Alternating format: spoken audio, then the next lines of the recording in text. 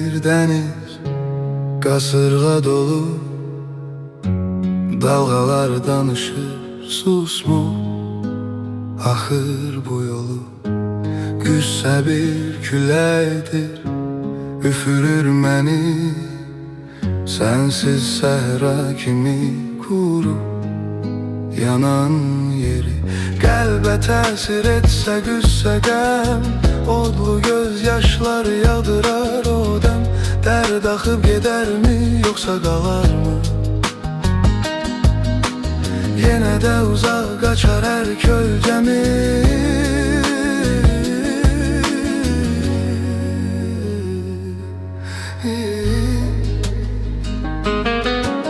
Tale bir yoldu, taşlı, tikanlı.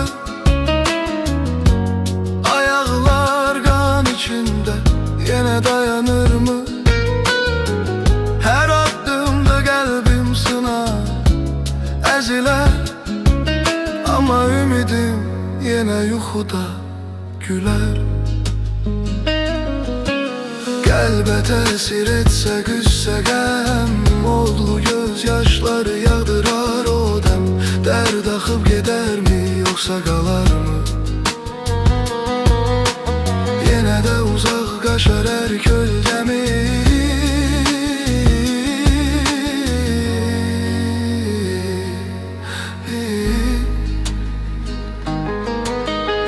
Rüzgar vəfasız tek bir yolcudur.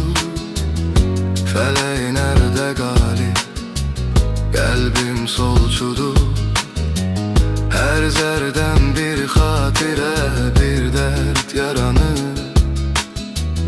Ama bu yürek hele de yaşlanır.